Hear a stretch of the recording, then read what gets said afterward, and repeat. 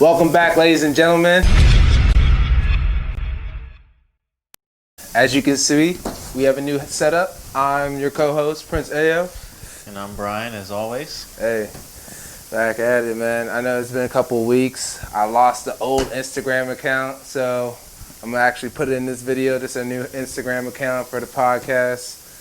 Brian thinks we're having a reboot. We talked about this off air. Well, it's a new setup, new Instagram account. I think it's fair to say it's pretty much a reboot. I work for those 50 followers on YouTube, so I'm keeping it there. Like I'm not rebooting that, but I understand where you're coming from. It's definitely at very least a restructuring to the format. Hey, always upgrading. I always say 1% better every day. You know what I'm saying? I don't always say that. I actually got that from someone. I can't remember who I quoted that from. That's the first time I've heard that quote. So yeah, I actually got it from someone. No, I don't. I don't always say that. Anyways, going on. Basically, I'm talking about compound interest. Like, it doesn't only apply to money. It just applies to habits and stuff like that too. Mm-hmm. So it's funny how economics work their way into like just life situations. Yeah, that's how I treat it. Monopoly. You know, so life's a monopoly, right? Not supposed to be, but I guess. At least we don't have fake money. Yeah. It's real life expenses. Anyways, Brian, how you been?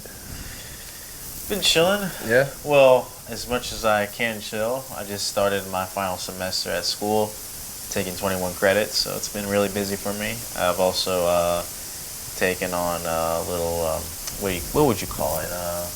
Little volunteer work, trying to get people out there to get them to vote. So, been planning some pretty cool events with this sort of student-led organization that I'm working with. So you haven't been bored out of your mind? Nah. No? I don't have enough time to be bored. Like, you haven't been bored out of your mind? People have been just going out. It's like, no. Yeah, like, I mean, literally, as soon as we're done, like, recording this, I'm literally going home, walking my dogs, and doing more homework. So you've been active. Nice. What about yourself? How have you been doing this past couple weeks? As you can see, new setup, just trying to get everything acclimated. I'm working a lot of stuff on the back end with like my not just the podcast website, the store website for like N.Packs. Check it out. Travel. Shameless plug, yeah. But it's not so shameless. This is your podcast. Yeah, it's not. Is it sponsored? Yeah, by me. So it's like it goes back to ownership. Anyways, I'm also working on bringing value onto like my platforms as like my personal brand platforms and talking about like the experience and journey of personal branding. A lot of people want to talk about being niche oriented and narrow focus on your niche because then people will know what to expect from your brand. But I also feel like a lot of people get cut out trying to find themselves. Like there's 30-year-olds who don't even know themselves now.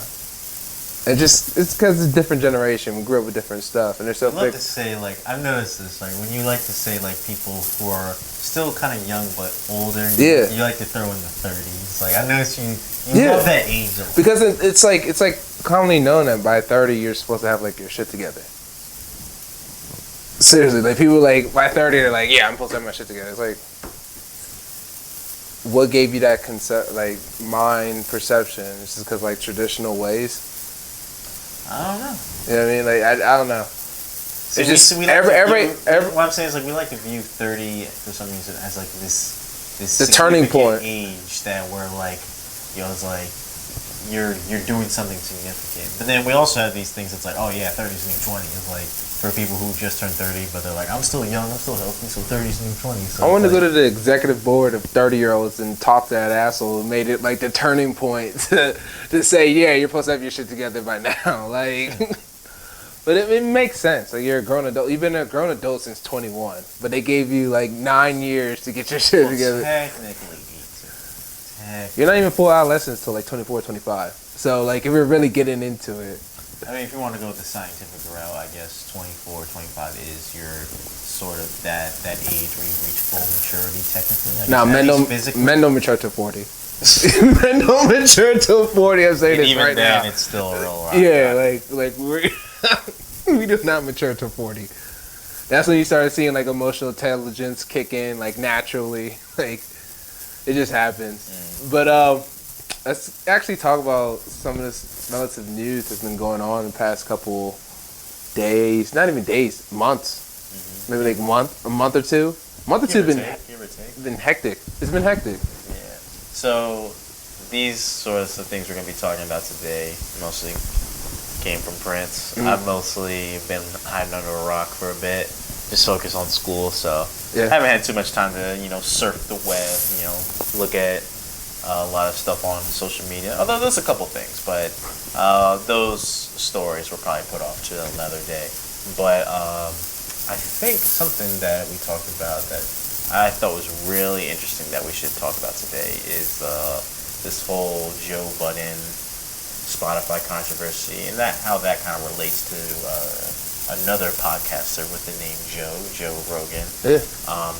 So I guess first we should probably talk about Joe Budden, his case. So those of you know, what does it relate to? It relates to one, the generation of like podcasting and Spotify. Like, just like the influence of podcasting. that's the macro like point of it. Like, well, yeah. So podcasts is very popular. Mediums. Increasing way for more people to consume their news because it's like radio, but it's on demand, as opposed to like YouTube videos or what other things people like doing. Like I guess the most traditional way of getting news is reading articles.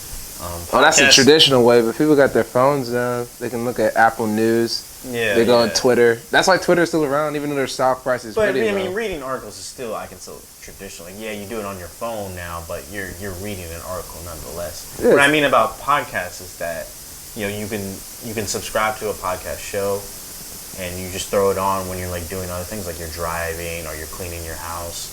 And I think podcasts really excel in that because it's audio, but it's on demand. You can consume it, and everybody doesn't always want to listen to music, like while they're like doing their errands. Yeah, they want something like more substantial. Yeah, something tangible and like gives them like some type of value in their brain, like something to think about. Like if they haven't thought about something in a certain way, you just never know, different perspectives, especially from like experts or I'm gonna put on quotes gurus, but you know what I mean.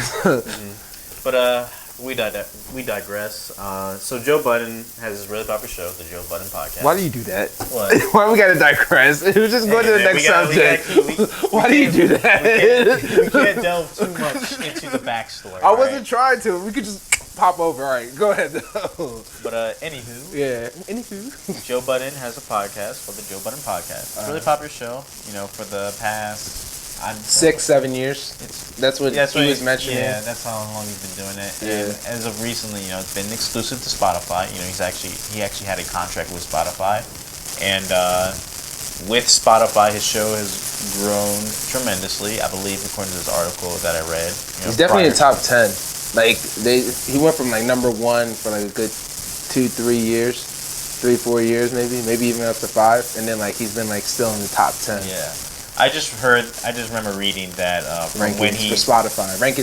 I'm not talking about the rankings, but I'm talking about when he first started on Spotify to where he is right now. His show has grown over 900%, which is a lot. Yeah. That's a lot. So that's for Budden, correct? Huh? You were talking about for Budden? Yes. Yeah, for Budden, and that's Oh, yeah. Exactly. No. We'll talk about Rogan later. No. I was just making sure it was Budden, but go ahead. Yeah. So his contract with Spotify is expiring soon, and he mentioned September 24th. Yeah. So roughly around September 20-ish. Okay. But on his podcast recently, he mentioned that he will not be renewing the contract. He says after that contract goes up, he does not know where the podcast will be posted, but he says he can guarantee that it will not be on Spotify. And for the reasons for that... That's verbatim, actually, because I actually heard this episode, so that's verbatim. So for the reasons for that, he said something along the lines of just no bonuses, despite the fact of how much the show grew and how much like people like really discovered other stuff on Spotify, specifically like their podcast offerings. Because let's be honest, like just only like a few years ago, not a lot of people were checking out podcasts on Spotify. Yeah. It was mostly exclusive to like Apple Podcasts, which is still really. And that's because of Rogan. Rogan is one of the top podcasts on Apple Podcasts. Well, I wouldn't say it's just because it's of not Rogan, just because of Rogan. Let's be honest, Apple Podcast was the first big platform for podcasts. Well, I'm saying the reason when we get to Rogan, it's a lot has to do with Rogan and his rankings at Apple Podcasts. He brought a lot of attention to Apple Podcasts. Does it make sense? But it's not just Apple him. Podcast was first anyway. Yeah, no doubt. That's when Steve Jobs literally said, "Hey, there's gonna be a part of the iTunes store that's dedicated just to podcasts." I know. I actually saw that on YouTube. Let's not give Joe Rogan that much credit. It's he put Apple Podcasts on the map. I didn't say the only one. But what I'm saying is that they were first on the map anyway. When we get to Rogan, it'll make more sense to one of. But yeah. Yeah. But I digress. We're gonna get to it anyway, so it doesn't matter. And so yeah, he said no bonuses. Joe Budden. He said no bonuses with Spotify. No holiday breaks. They had to record for Christmas and Thanksgiving, and if they didn't, they would be missing episodes. Which I guess with Spotify's management, they were like, no, you gotta put those episodes out. And yeah, so basically just a lot of success he brought to the platform and no reward. And he's like, they try to give him the Rolex without the bonus. Yeah, that's basically what you're like, we'll buy you some Rolexes. Yeah. But then it's like, oh wait, no, those Rolexes are too expensive. You can't have those. Yeah, and then they try to take percentage royalties out of the podcast. It's just they were just trying to fuck Joe Budden over. And I think the point of his argument is that they just did not respect him as a creator. No, enough. Not at all. And he was just like, screw y'all, I'm going somewhere else. I don't know where. Well, he probably does know where. He does. He just doesn't want to reveal it yet. Not yet, because he's trying to negotiate. Cause it's still in negotiation, so he obviously, it's in his best interest not to say anything right now. Yeah. But if I were to make a guess, I'd say he's probably going to have a podcast. Or Tidal. The Tidal has a podcast section. I don't really know much about Tidal. Neither do I. Neither do I. I don't know much. He's going back to Spotify. No, he's not. That's too much.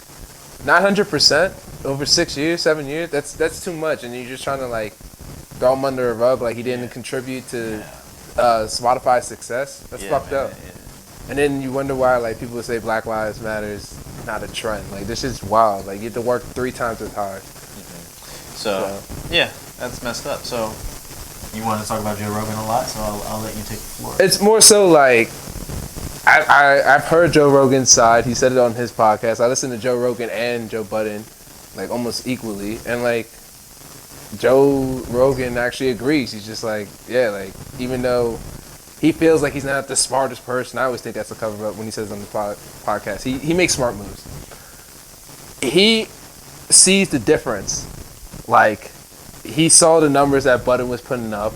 They probably talk behind the camera about what's going on with the situation. We only know what's going on through articles. There's more in detail in that conversation, and you just wonders they know, but we're an independent podcast, and somehow the middleman still gets to fuck us over. Mm-hmm. You know what I mean? It's so weird. Why?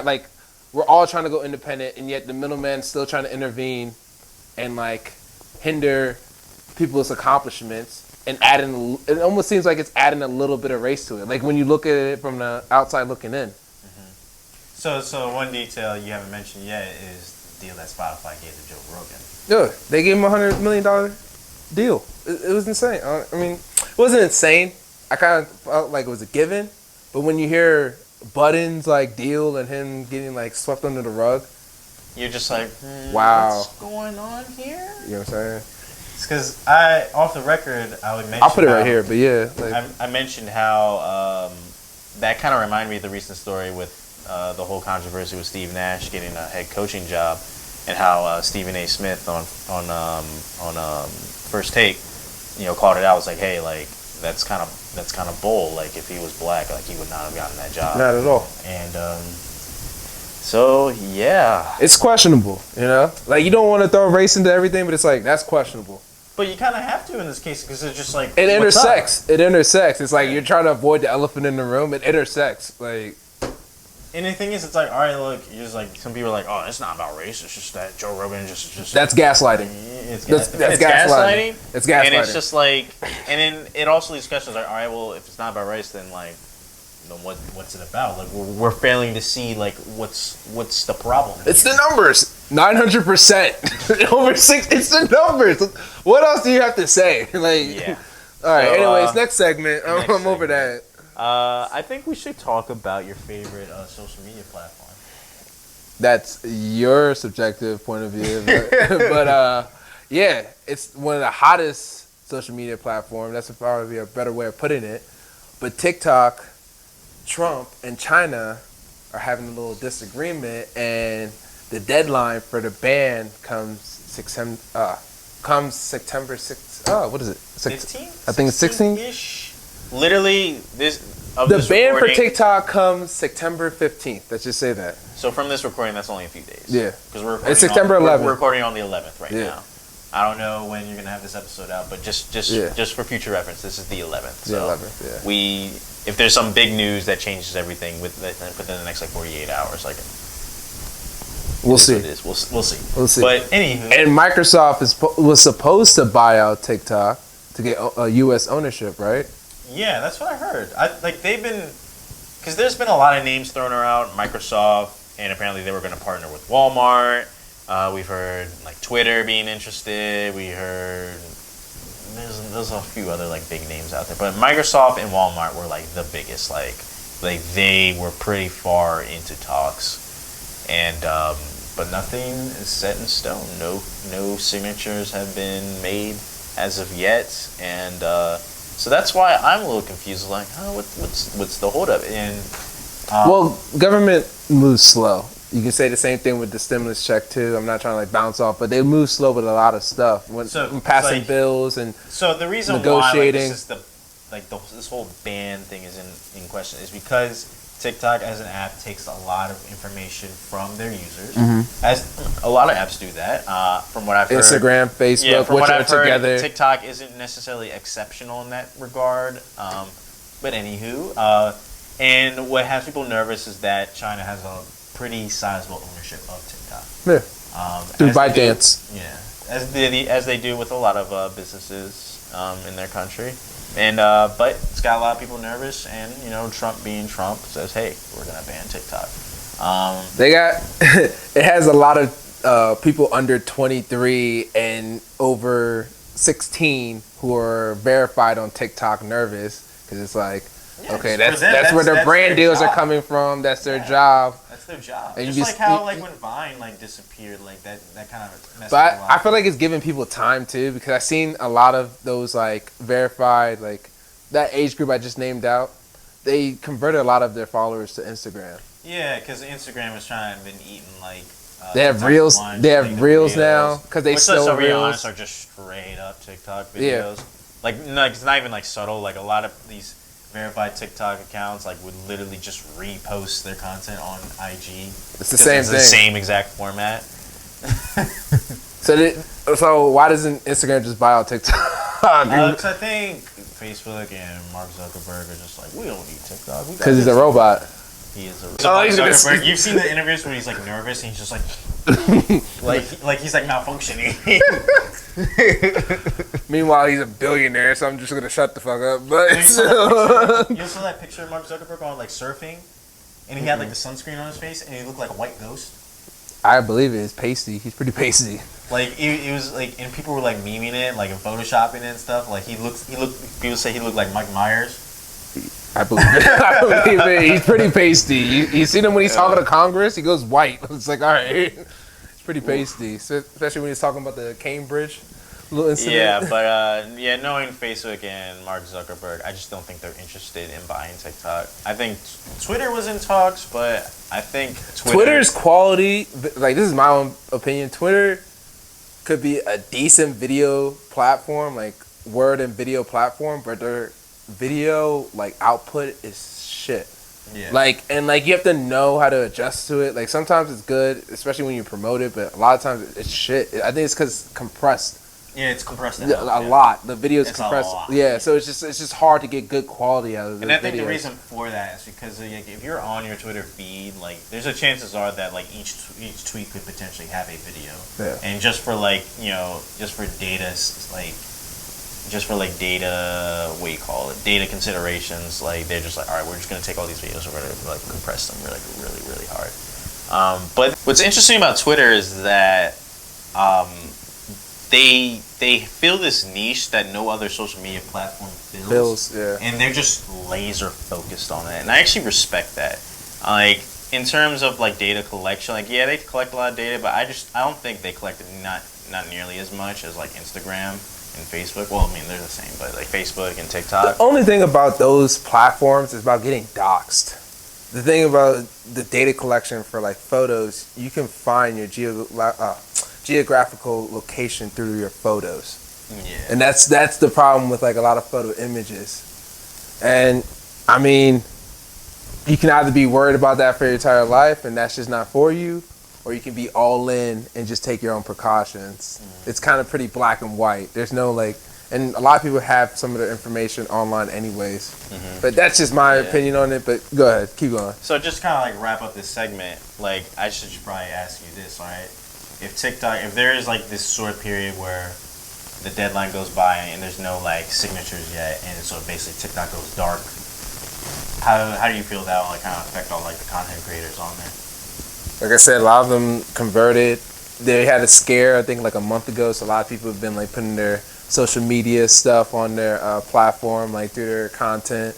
So it's like short films, and at the end of the film, they'll put like a call to action, like you guys follow me here, and if like you want to follow me on other social media platforms, just making it as natural as possible, like just part of their content creation.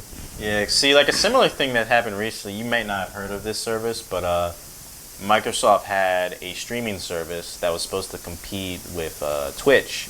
Okay. And it was called Mixer. Okay. And they had it for like a few years. Now they were talking about that. They were talking about it's going to be in competition. It's been a lot of news articles. About what? Mixer. Well, Mixer's dead. Well, they were talking about it being like part of a competition. Though. Yeah. And it just never took off. Yeah. So then it was like a couple of months ago, I want to say, news came out that Microsoft was like, hey, we're axing Mixer and we're going to be partnering with Facebook. And what all the content creators on Mixer basically did was like, hey, like, so Mixer's gone, so follow me on Twitch. and that's literally like the last day of Mixer being up. Like, it was just full of live streams of people posting like these looped video of them being like, yeah, follow me on Twitch, follow me on Twitch. Yeah. Like, and it's kind of sad when you think about it. And I feel like that'll happen with TikTok, at least for like, obviously the content creators in the US. And it's like, for like that dark period, if it goes black, and it's like, hey, follow me on Instagram. I mean, I've been doing that lately, just like past month and a half. I guess we should probably get into our last major sort of newsworthy topic of today. This is something that you mentioned to me earlier, and I was like, first of all, that's wild. Second of all, they're doing it again. What? And that is, see, even you're confused. I'm waiting for you to like you're bringing it in. I'm like, okay, what is it? So Trump has been nominated for another Nobel Peace Prize. Yeah.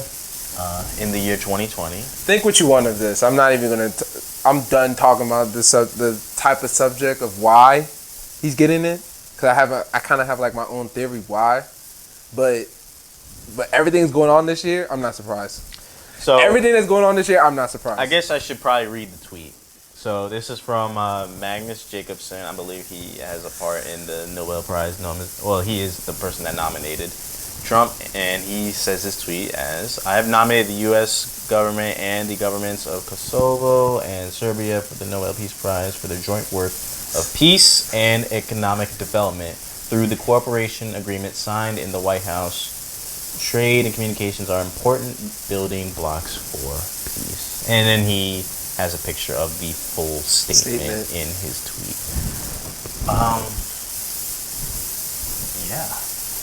How do you feel about that?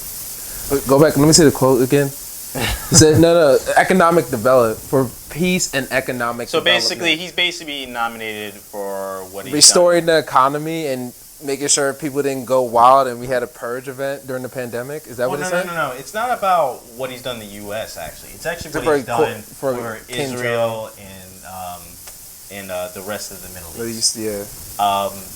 So this, all right, in my personal opinion, this reeks of like ulterior motive and just like them selectively choosing something to highlight. And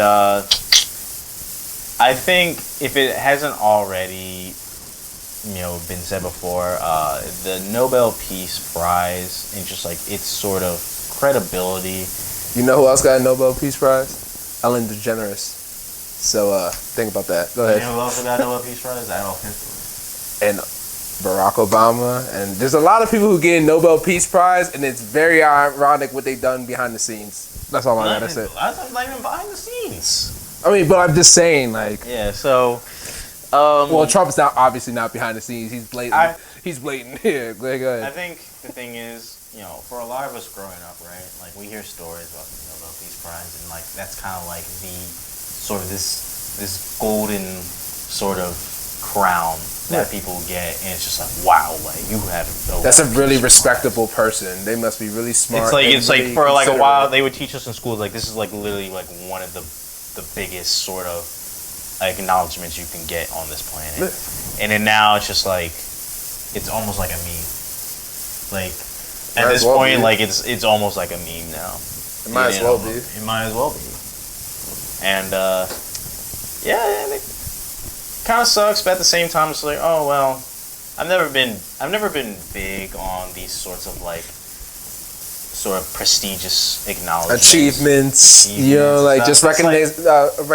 Then, what it does, it creates a culture for people to seek out, not do things just for the betterment of like their culture or their community, but they do things just for the achievements, the crowns, the acknowledgement, the glory. And it's like when you see like what you said, sometimes it's not just behind closed doors; it's blatant. Mm-hmm. It's like the work they've done, or like, yeah, I get people are complex, but certain times it's just like, whoa, like it's been real disrespectful to certain communities and his own like territory, and then like how he negotiated some of those deals, it wasn't that pretty. Obviously, negotiations aren't that pretty, but like he disrespected a lot of like different leaders around the world. Mm-hmm. You know what I'm saying? Just for like glories, achievements, just thinking he was better than them. And it's just like you can see that verbally, physically, how he would talk to them. I don't know. It's just weird. It's weird times. You know what I'm saying? That's what I'm saying. Like I'm not surprised. It's 2020. Like what else could what else could hit everybody in 2020 and you'd be surprised? It had to be a meteor. Because that's where we're going right now. I won't even be surprised about that. If I woke up tomorrow and I saw in the news like it's coming. Meteors coming towards. It's fucking coming. What are you gonna do now? Like you know what I'm saying? Like what are you gonna do now? Like. Hey man, 2020 just keeps hitting. Yeah. So. But yeah, I think that was a good episode. I like this episode. Mm-hmm. So just if you're watching this video, just to let you know, this is actually not our permanent setup right now. We're still experimenting with things. Some things we still have to test. Some things that aren't up to standard that we would like to have more up to standard later on. You'll see what we mean later, but expect some more improvements as early as the next episode. And without teasing too much, expect some interesting conversations later that may or may not get a little passionate. Get passionate. Get a little passionate. I didn't want to say heated. Like that's not the word I'm looking for. I'm talking passionate. I think since we're in a downtime with the pandemic and stuff, this is the best time for like podcasts and having open conversations. But if there's another thing that 2020 has brought us, 2020 has really sucked so far, but something that I respect about it is that it's been the year for conversations. It's been the year where I think we as a society have really taken the most time we've ever had to really sit down and have a conversation. To actually talk to each other. Now, what those conversations are, where those are going, that remains to be seen. But the fact that we're making at least the biggest attempt that we've had so far, I think is good. I think it's really good. I think attempt is just the first step. You know what I mean? you're admitting you're having a problem, or we have a problem. Or you at very least admit that, all right, we need to sit down. Yeah. And talk about it. Like we need, yeah, exactly. Like, There's a problem. We're identifying there is a problem in the room. Like, that's very important. So to go up, I'm gonna give my social media stuff. You know, Prince Nigma. Finally got a clean username. Took me over a year. But all platforms, Prince Nigma. You can find me there. And Brian, give your social media stuff. So if you want to follow me on Twitter, that's Brian Lives Life, BrianDlei. Whoa. Hey, Brian, all right. BrianLivesLife. That's on Twitter. Let's talk. As for any other plugs, I mentioned this before, but follow my friend, The Elite Authority on Twitch. The Elite Authority. He's been killing it. As I said before, he got affiliated recently, just a few weeks ago, and the subs have been coming in, and he's putting out some great content. Really, really cool guy. Come in the stream. Talk. 20 years conversations like conversations. He likes to talk. He likes to play some cool stuff. Variety streamer, and it would mean a lot to him to support. Okay, you got him a little shout out. That's what's up. Shout out to you, Adam. Respect. And congratulations again. I guess I should spell out my username since you just in case. Yeah, just in case, because I was thinking about the audio. So my username is actually all lowercase PrinceNigma. Just basically one word, but actually two words. But put it all together. No underscore, no numbers, anything like that. All right, and with that said, we are signing off. Brian, you already know. I don't have to say anything. Go ahead. 안녕히 가세요. 또 만나요. All right, peace.